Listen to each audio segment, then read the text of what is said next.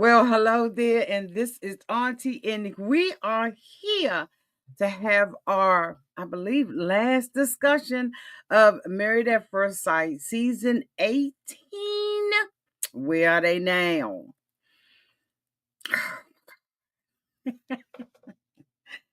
This was too much, okay? This was too much. Anyway, if this is your first time being here, please like, comment, and subscribe to the channel. And to all of my new subscribers, thank you all so much for hitting that subscribe button and joining this family.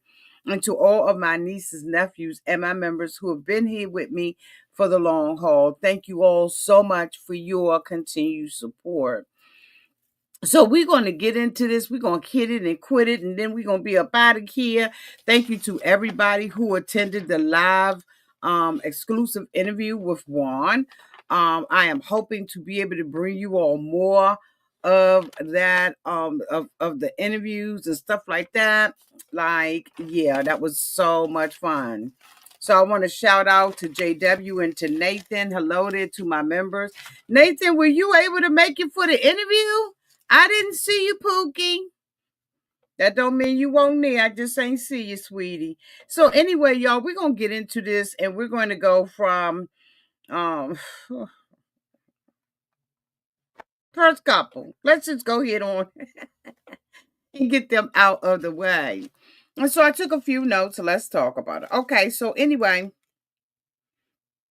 Thomas and Camille, were talking, and they are the only successful couple that made it this year. They went through the entire experiment and experienced and found love at the end of the rainbow.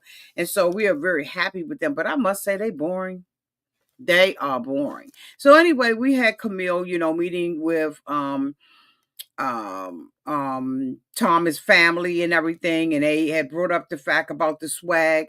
Of course, we all know during the first half of the season, that was their storyline, was whether or not Juan had swag and whether or not he was ethnic enough. Okay. And she found out that, he had a little bit of swag, but of course, a woman is always going to come in there, and men, y'all can get mad, but a woman is always going to come in there and bring you up to another level. Okay. And she did do that with Thomas. She did find out, the night that she let herself go free, that he was indeed black. And so, we were thankful for that. Camille brother, was asking them and having I mean, not Camille, Thomas' twin brother was having a conversation with them, and they were bringing up kids and, what they want to do in their life and stuff like that. And Camille was indicating that, she, wanted to have children, right? This is her desire, is to have children. But, right now her career is on the forefront, and Thomas says that he supports that.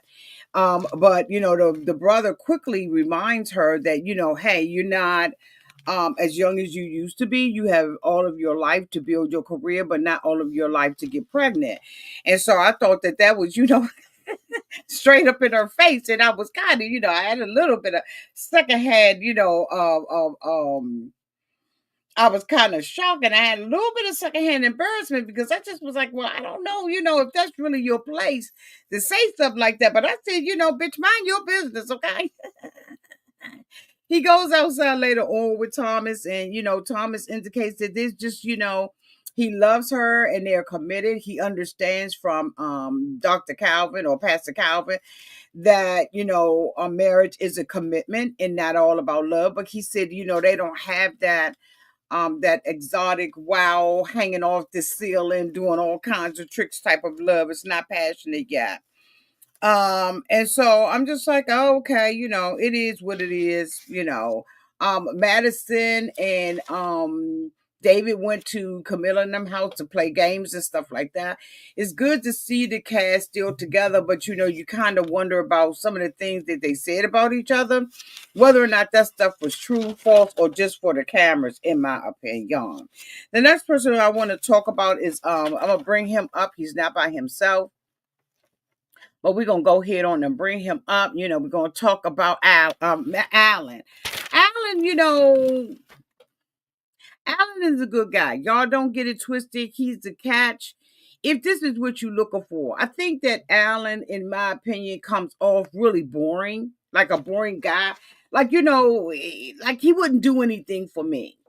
And I think that one of the things that Madison found herself most attracted to David was that David did have a little swag and he got a little personality. Alan isn't. Sometimes he acts like a do boy or a pick me, and he just want to be picked. He had all of these high hopes and things. Contrary to what he was seeing, contrary to what he was feeling, contrary to his sixth sense, Alan was a pick me. He wanted Madison to pick him, and he felt like if he changed enough, if he did enough, he would be good enough. And that just doesn't work, right? And I think that oftentimes that's why they say that, the good guys don't win. And that's because the good guys are out there trying to be a good boy. And we don't need a doggy or somebody that's going to obey and sit. We want a man that's going to challenge us. And I'm just looking at Alan.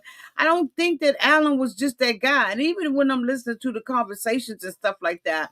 Now, for some women, Alan is the perfect man. That's what they want. But, for women who just a little bit spicy, like Madison, it never was going to work. And I don't know why they put them together. I just couldn't figure that out. So, he has a conversation with his homeboys and everything. He tells them that he's glad that the relationship is over and, he's able to move on. He's dating, a young lady. I think he said her name was Valerie, y'all. Did he say her name was right? Did I write her name down? But he said he's dating her. And so, his friend was saying, you brokenhearted. And he was like, no, I'm not brokenhearted and anything like that. I just had hope. I was holding out for hope. Um,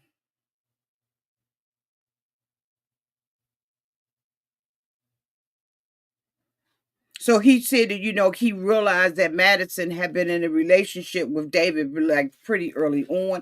He said that Madison had mentioned it, that it was like the first week when they got back to California.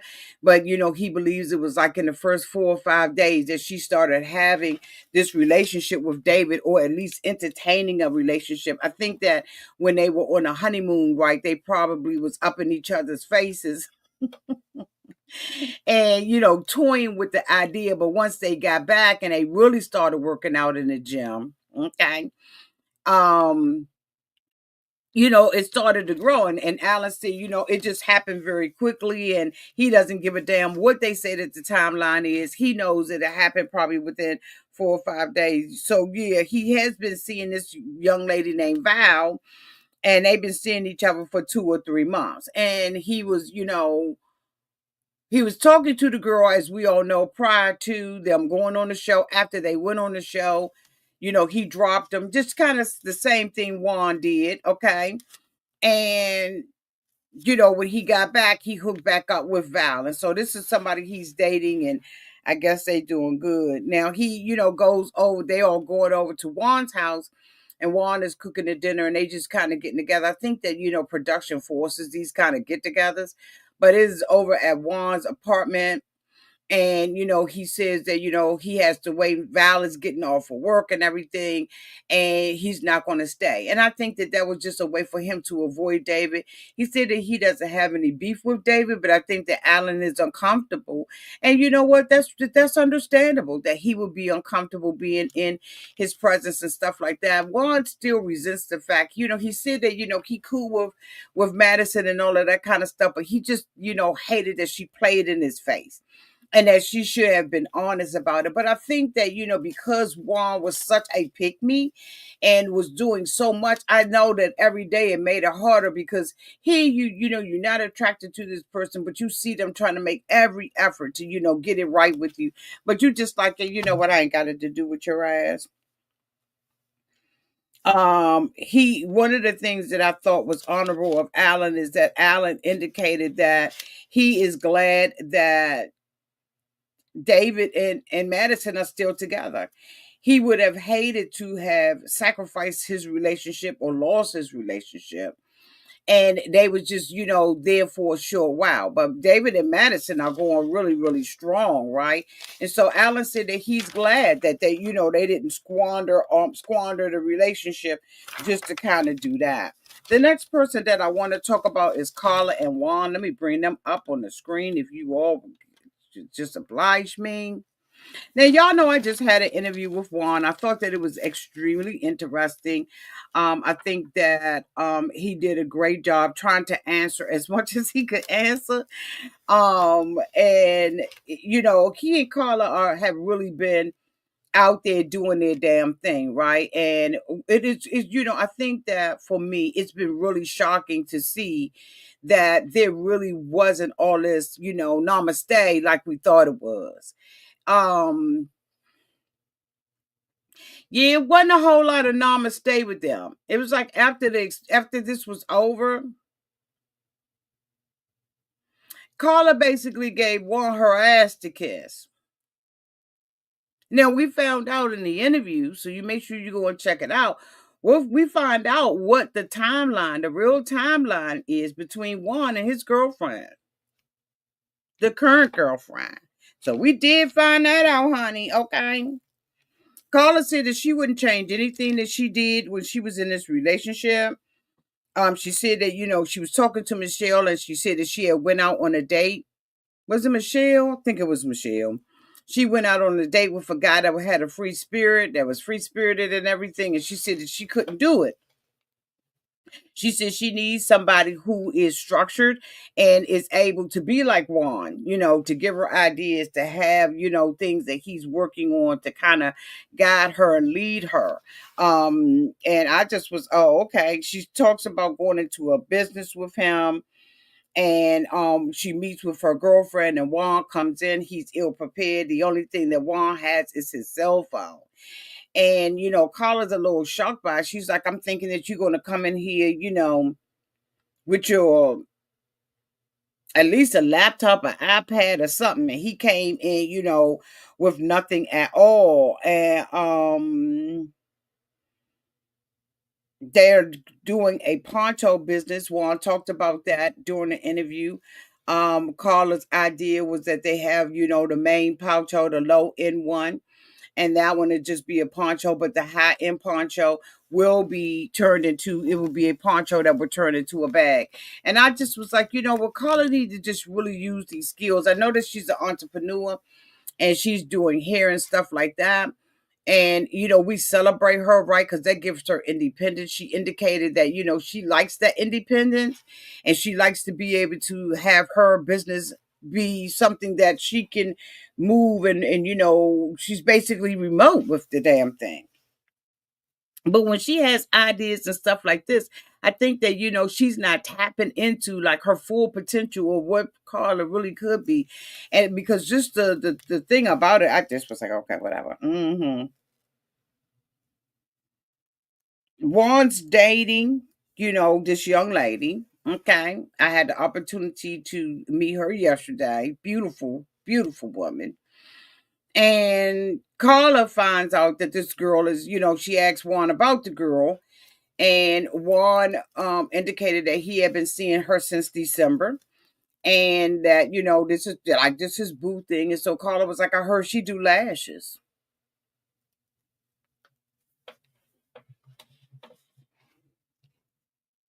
And I heard something about tarot cards. So you wasn't attracted to me. You made those excuses about me. But here it is. You got somebody. Now, I brought up a picture during my interview with Juan of him and his girlfriend and asked him what was the difference between the two of them. Make sure you check out the interview so that you can hear what Juan said was the difference between her and Carla, because in my initial assessment, I felt like she looked just like Carla. From a woman's perspective, they look the same. It wasn't, she had more boobs and stuff like that. But Juan did answer, that question. But he did also indicate, and I will say that he did indicate that ain't no tarot cards. There are no tarot cards, right? Juan said that he's been dating his girlfriend, like I said, for a year. They started in December. And when the guys all got together at the house and everything, they was having a conversation. And one of the things that I did like about it was that Juan had indicated that, he is hoping that Brandon, Emem's fiance, whatever the hell he is not there just for the cameras. And I thought that that was very interesting when the men got together and everything. Um, I thought that the dynamics was different because, of course, Icky IIAA came in with the bullshit. He's like Michelle. They trying to clean up at the end. We have already saw you act a complete butthole, like we've already seen it. And so, to come in at the 11th hour and try to redeem yourself, it's too late at this point. I thought that, I got a whole lot of stuff to say about Iggy. So let's talk about Icky. No, I don't want to talk about Icky. I want to talk about Michelle. So Michelle has a visit with Carla. And while she's visiting with Carla, she has a confession. Okay. She said when she looked back at herself on the show, she said, I was vile. I was a bitch. I was a nasty bitch. She said she could not believe the way that she was treating David. But guess what? Neither could we. It is amazing when you get the opportunity to go back and do an assessment of yourself. But at this point, it's too late because the damage has already been done. She said it was so cringy for her to even watch herself. She said that she found herself, she wished that she had done better and treated it differently. In a previous episode, she said that she wished that she had at least had a friendship with David. But she said that she was so mad for not seeing the connection that she saw red. She said that she was naive while going through it, and that, Carla was like, but you know what, Michelle, even though you was a bitch and you was doing all of that, at least you was the honest bitch. She said one thing about it, Carla said one thing about it, Michelle, you told the truth. That you did not like them lying and playing in your face. I think that there's some truth to that, but then I think that, we need to dig a little deeper. Like straight up. We need to dig a little deeper. Um, but I'm just like, okay, girl, whatever. So we get a glimpse at Icky. Did I go to Madison? Let's go to Madison.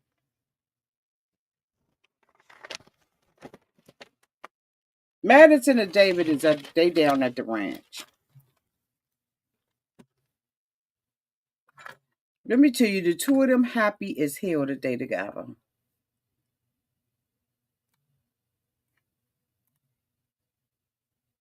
They've gotten by all the ridicule.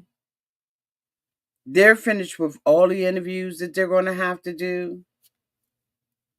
And they happy as hell. And the way that Madison looks at David, Madison is head over freaking heels in love with David. But Madison is setting up her own demise. Women, y'all know. It is not a woman's job to be standing out there, honey, breast to breast or chest to chest, fighting on behalf of no damn man. Madison need to stand down and let David fight his own battle. See, David caused the stuff that was going on with the cheating. I absolutely despise the way that Michelle treated him.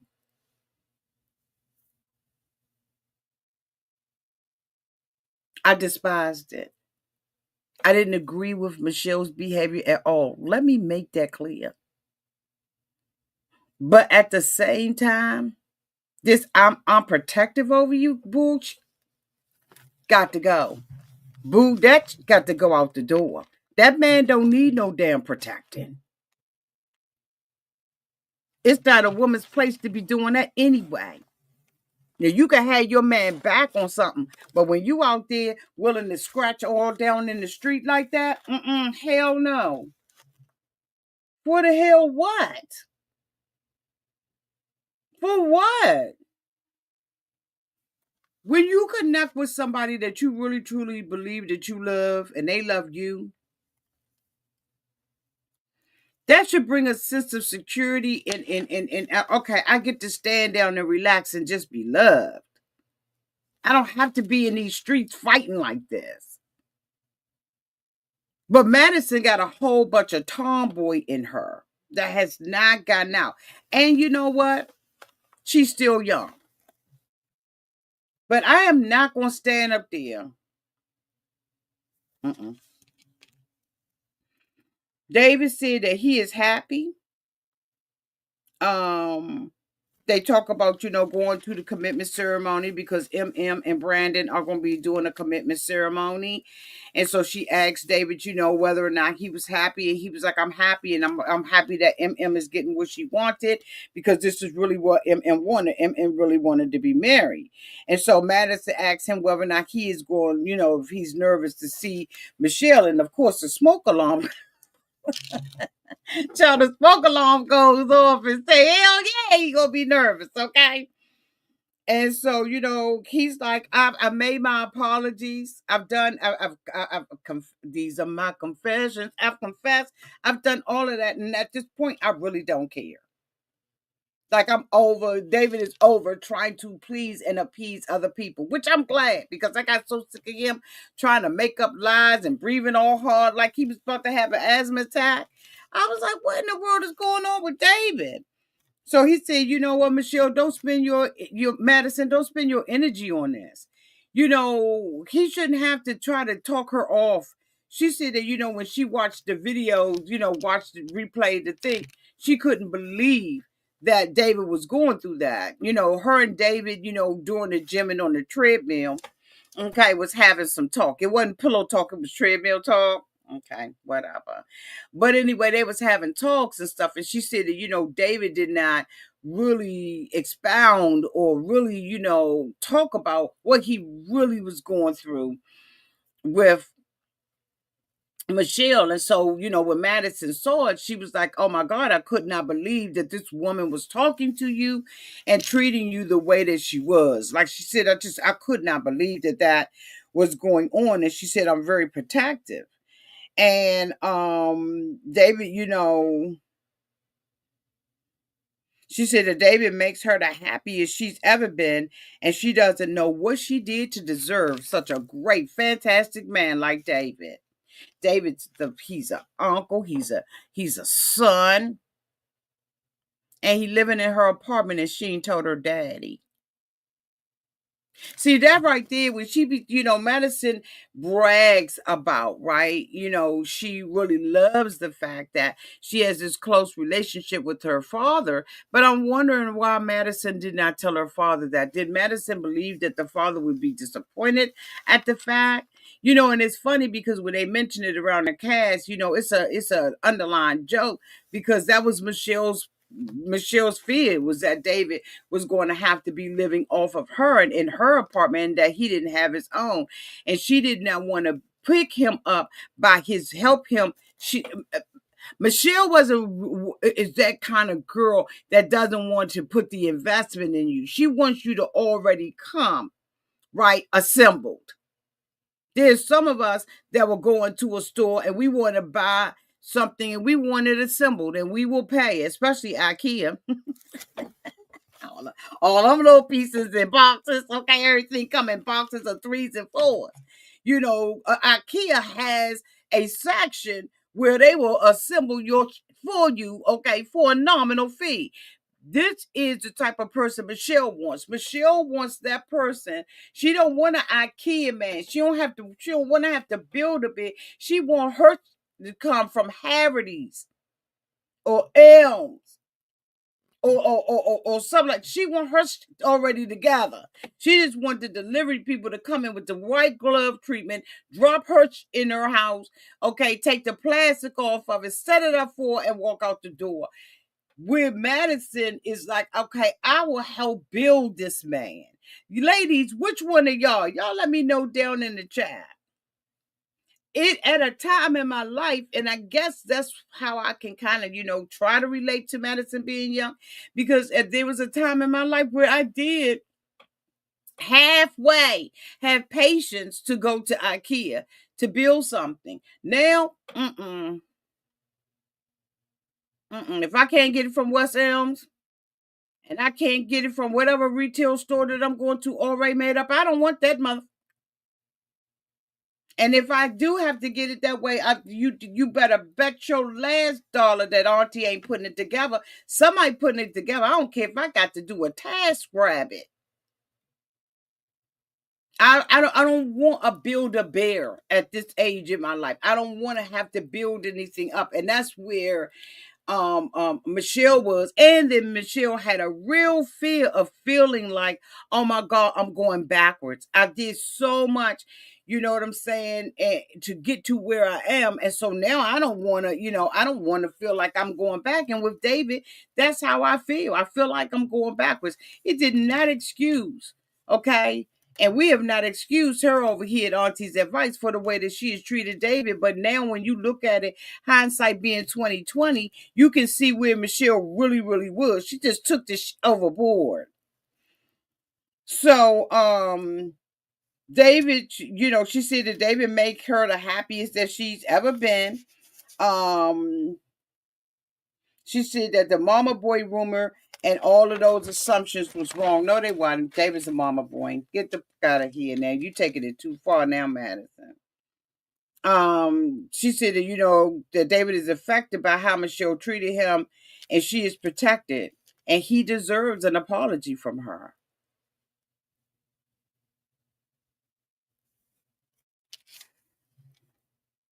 Honey, when David sat down with Madison family, I was so shocked that daddy was like, "You are a fantastic man." Y'all, did y'all see that? I say, you know what? It is really a disservice that we did not get to see this fantastic David, because everything else put a cloud over who David was. We saw David. We saw David as this man who was fighting for his relationship, yet fighting to be in Madison's pants.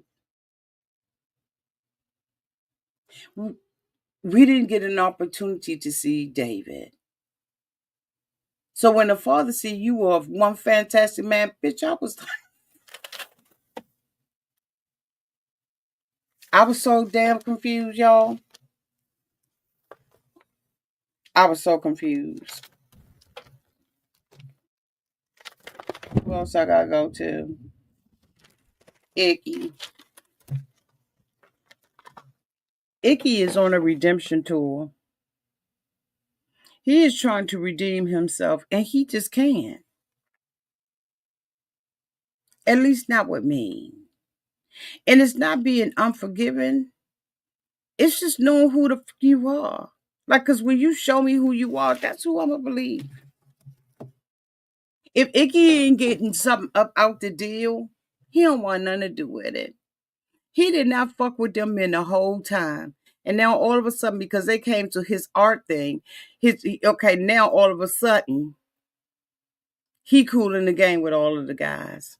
Fuck out of here with that. So he's on a daggone redemption tour. He's on a redemption tour. And I just ain't got it to do with Icky. He said, he's getting to know the guys where he's talking to his brother. He called himself checking on his brother. So now all of a sudden we get to see Icky family. Bitch, stop. Now he calling his mother, asking his mother for okay, calm down, auntie, because you know how you get. So now all of a sudden he's calling his brother. He gives a damn about his brother. The brother looked just like him. But he's calling the brother because he's going through this divorce. This man gave zero effort in this marriage. But now he wants to call his brother and his mother for advice. He's out of order. He is completely out of order.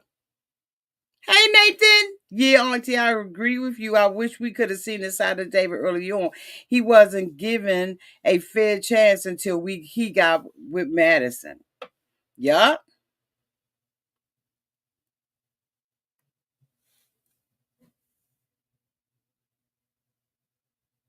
Now he's calling his mom. Mom, you went through a divorce.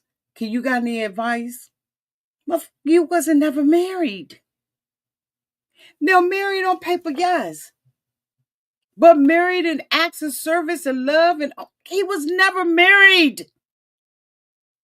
So why the hell are we calling people asking for advice?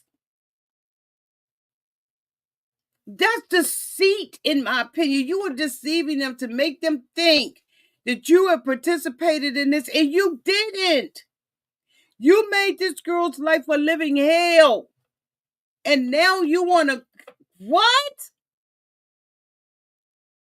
Is his name really Ikenchi? Is his name. Like, y'all, I'm so confused about who he is.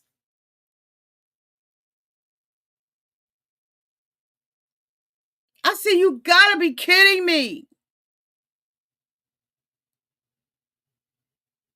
He hasn't been a stand up guy, and Lord knows, y'all, we wanted him to be. But he never was. You never participated in this marriage. He telling everybody, I ain't dating nobody. I'm on a sabbatical. Bitch, stay on one. We'll let you know when you can get off of it. He gonna tell his brother, I thought that I would be the first one to have kids. And now to see you have kids and get married and got two kids. I thought I was gonna be the one. Houseway when you writing letters to your wife.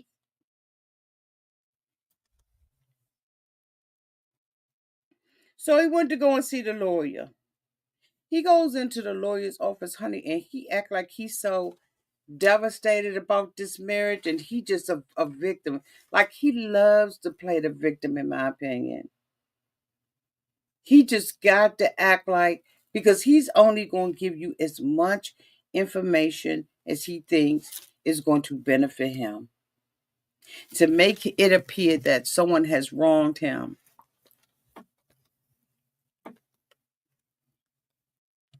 He's sitting there looking like a puppy. And he's telling this woman that he's been married to this woman, and just that is saying, the cameras are with him. This woman knows he's married at first sight. She knows the story. So let's not sit up here and play these fucking games. I don't understand it. Exactly, Kayla.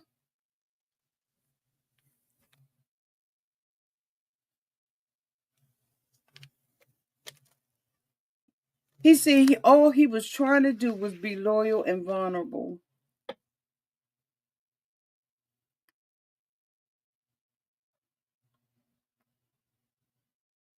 She said, well, does she know you couldn't divorce? Yeah. Is she contesting it? No. But he made sure he dropped it that she's engaged. That wasn't relevant. She said, do you think that she's not going to contest? Did y'all have a conversation? No, not really. I wrote it down. He said, not, not so legal documents were present. What the? I'm trying to stay calm. What the fuck does not so legal documents were present? Just say that you came in there with some bogus ass divorce paper to embarrass MM.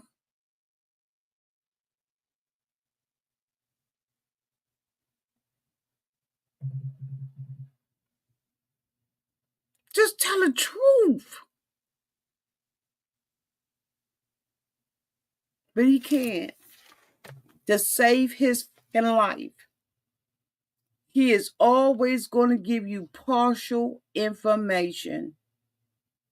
Always. Then he says, tells the lady, do you have any advice? Make sure your check clear. Make sure your check clear. That's the advice I got. Because the rest of this is some bullshit. You went on a show and you did not participate. He goes around all the guys and tells the guys that he didn't want to be in nobody's business and he didn't want nobody in his. Yeah, because you was doing dirty, sneaky, slimy, snake. That's why. You didn't want anyone to check you or correct you because you was better than them. And the gig was up. The facade that you and MM put on during the honeymoon, the whole mask fell down. Bitch, it was like the Wizard of Oz. The whole curtain got snatched back. And all we saw was a shriveled up man, 1 inch taller than the Oompa Loompas, behind a mask full of smoke and bullshit.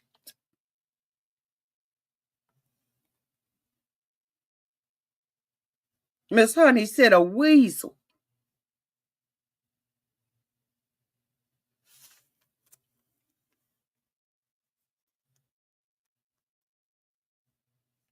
And he apologizes to him. I said, bitch, whatever. All the girls got together, child, for one of Carla's little things, right? And Carla, Carla with her Zen stuff, right? Carla, had them come in and they were making custom candles and stuff like that. And so Carla was guiding them. Carla can really, she's a jack of all trades. She could do a lot of stuff. But anyway, she was hosting it. And so when they picked their stuff, Madison picked her candle and called her they had to pick the candle, create the smell to it, right, by using different scents and oils and whatever, right? And so at the end of them doing that process and stuff, what the girls were sitting around, um, they had to call and ask them about their candles. What is the candle? What does it represent? What do you want to leave? Where do you want to go? Whatever. And so Madison said that she called her candle. Wait a minute. Madison's candle was called Drunken Love because her candle had musk and masculine sense to it, like David. Camille's candle was called One Evening Love because it had warm and sweet scents that was fostering love. MM's candle was Commitment Day. It has clean scents and a fresh start. Michelle's candle was called Fresh Start. I think the person who has grown the most out of this, y'all, is Michelle.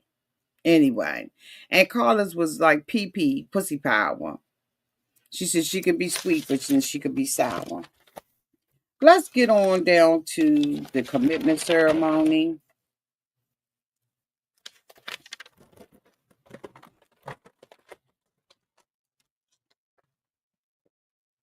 Emem and Brandon.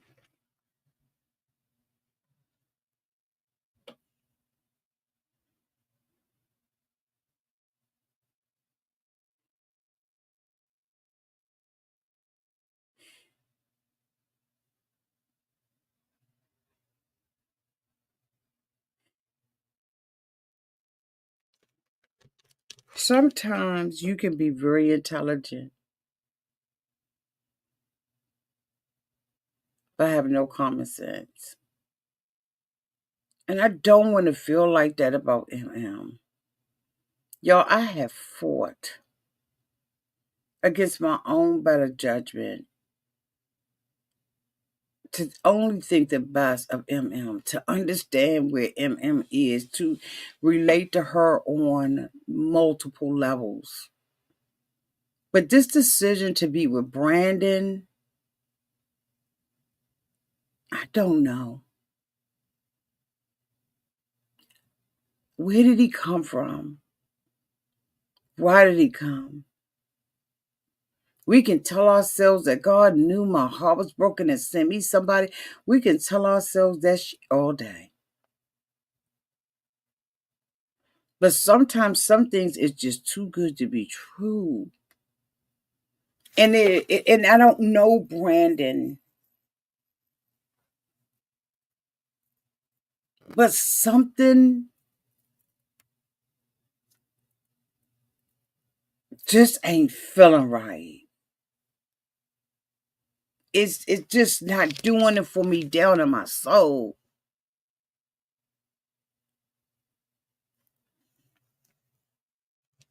They open up with MM and Brandon talking, right? They kicking the bubble with one another. And they just supposed to be so in love. Just like Married at First Sight. I guess they want to take credit for them to be together. I don't fucking know.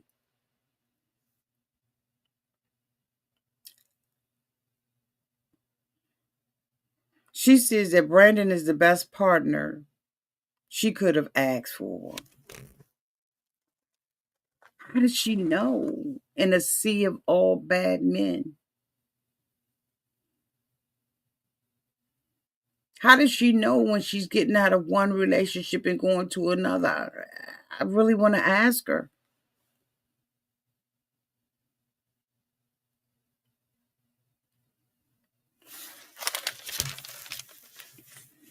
She says it was hard for her to open up to him, but he made it easy. So did the Tinder swindler.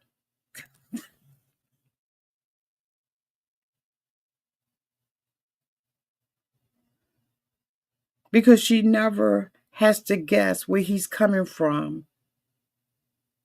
She says that Brandon is divorced, but she's not. So they asked Dr. Calvin to give them, Pastor Calvin to give them a commitment ceremony. For what? The engagement ring is commitment enough. Have an engagement party.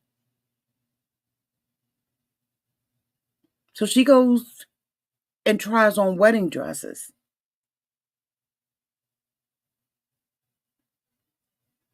And I ain't understanding it. It's just not clicking.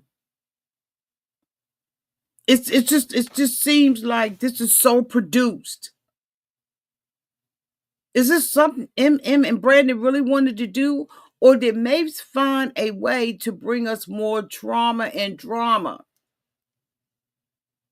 She just don't seem like this kind of person. Or is she? Brandon is loud, over the top, team too much,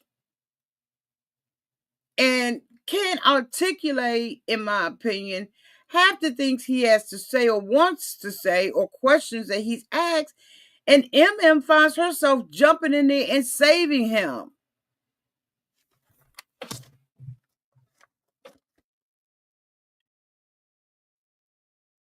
Why here we are. Somebody else saving somebody. Let these men grow up.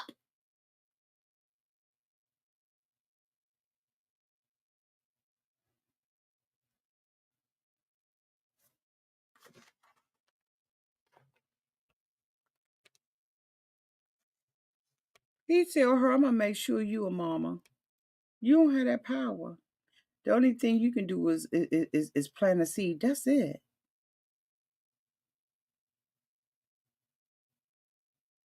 God is the one that's gonna give her a baby,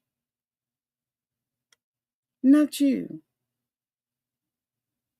So he's making her promises that he gonna make her a mama. You can't promise her that. Because according to MM, she just had a miscarriage recently.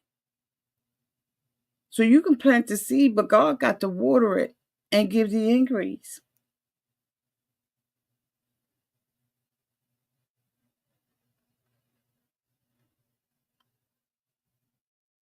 He's just telling her what she wants. And the thing about it is, y'all, I'm telling y'all, some women are willing to pay for that. They are willing to take care of that man as long as they got this man. She said she never have to question him. He's straight up and he tell her everything. Okay. I think that that's wonderful and beautiful, but where did he come from? And why now? Is the enemy just trying to utterly destroy me? Can he let me rest and not have no man in my life? I don't need. Uh, I ain't gonna make this about me, bitch. His goal is to make her a mama and build the life that she deserves. With what money?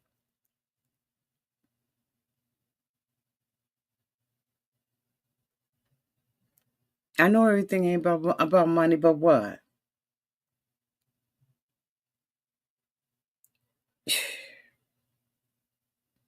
He asks about Pastor Cal, whether Pastor Cal is ready to do the commitment ceremony. She says, yes, Pastor Cal is willing to do the commitment ceremony, but we got to go to a counseling session. So they meet with Pastor Calvin. They color coordinated. They got their yellow on. And Pastor Calvin is like, you know what? You are you have a massive personality. He said, you too much. She said that that's confidence. She's never met a man with that level of confidence. Again, coming behind and cleaning up.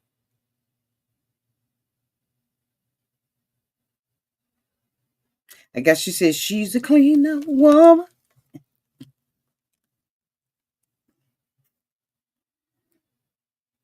He asked, Dr. Pastor Calvin asked, is this love bombing? She said he is a man of his word. Everything that he says matches up to his actions. We've been through ups, downs, arguments, good times, bad times. And I mean, it's just all good over here.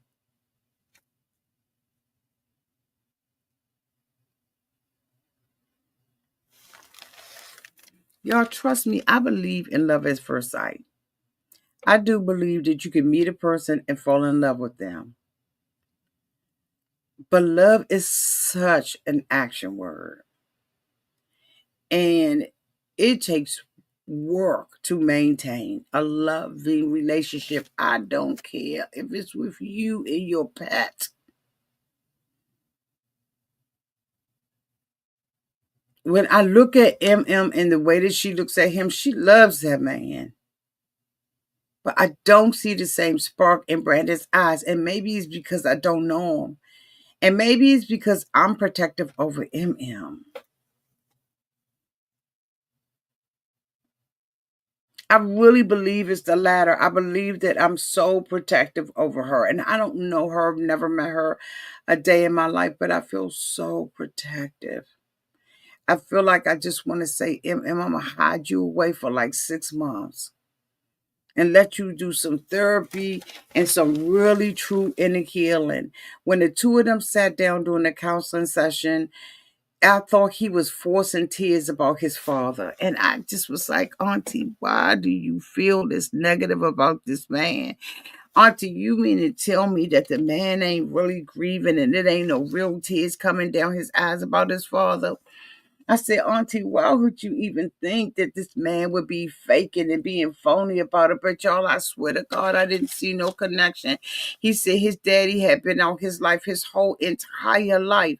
And 1 year before the father, unalived himself, he found out that he was working at the firehouse, came at the firehouse, and they kept a relationship. And the father, unalived himself. And he was sitting up there and he was crying. And I just was like, I don't believe it. And I felt so bad for not believing that, y'all. I just did not buy the tears. I didn't buy his eyes starting away. I was like, why can't he look Pastor Calvin in the eye when he tell him the story? MM sitting up there just like, wiping some off his face. Bitch, I don't know if it was a tear, a half a tear, a quarter of a tear, 1/18th of a tear. But I was like, I don't believe this and I feel so bad for not believing it. Okay, I got it out. Y'all ain't believe it. I didn't buy one bit of it.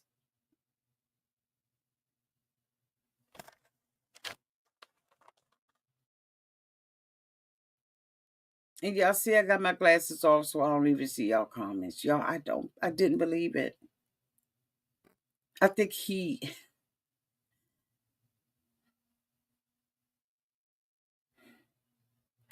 I don't want to say I think he a fraud because I don't think that fraud is the right way. I think he's an opportunist. Said it. There you go, I said it.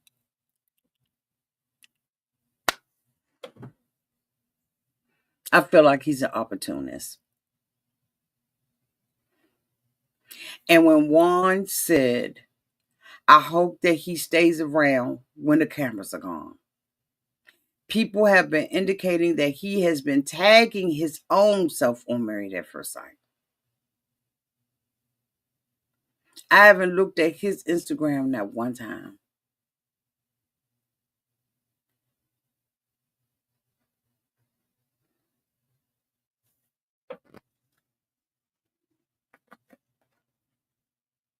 He said, how do you know it's not love bombing? He says, she doesn't treat him like I got off the street. She treats me like her husband.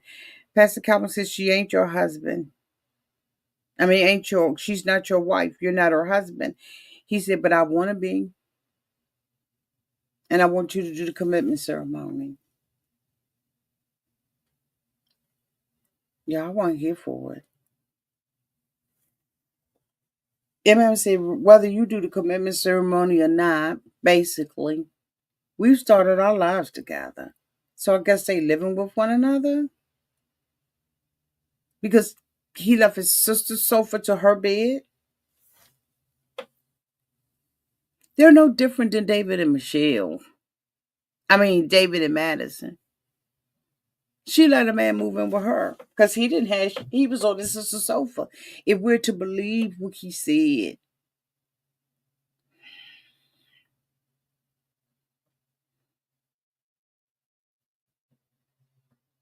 he said, how do you know about y'all not trauma bonding? She said, because we don't have the trauma in the forefront of our minds. Okay. You got all the answers. You know how to answer questions on the fly. You're intelligent enough to come up to something that sounds reasonably right, but I ain't buying it. And if I was one of your girlfriends, I would tell you.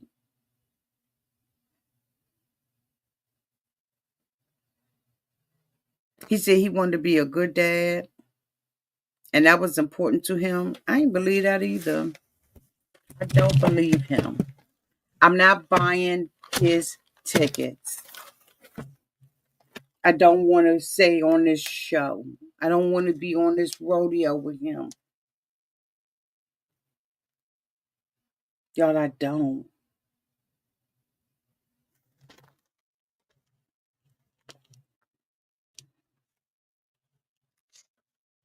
Married at First Sight, season 18 is over. Finally. And I must say that I enjoy this ride with y'all. I'm looking forward to the new season that's coming. And I'm looking forward to being with you all doing watch parties and the review. This season it fed us. It gave us the highs, it gave us the lows, it gave us backstabbing, it gave us sneaking around, it gave us snake activity, it gave us just raunchy, trifling, nasty, disgusting, despicable stuff. I mean, like season 18 gave us all of that, and it gave us Thomas and Camille.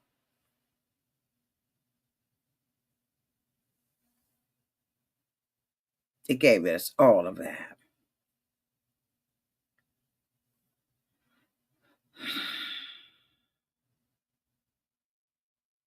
Absolutely. That's a great way.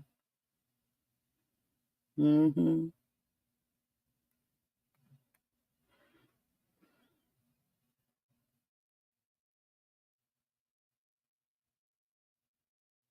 Mhm. You're so pretty. Mhm. It was. Y'all, thank y'all for riding with me, for being with me, for sticking by my side, for watching my videos, for clicking like and for your comments. I really do appreciate you all supporting me through Married at First Sight. And I am looking forward to our next season together. I love y'all. And until we meet again, y'all be safe in those streets and in the water. Let me know downtown in the comment section what you think of this episode and where they are now. But not the end of our relationship. I'ma see y'all. Love y'all. Bye.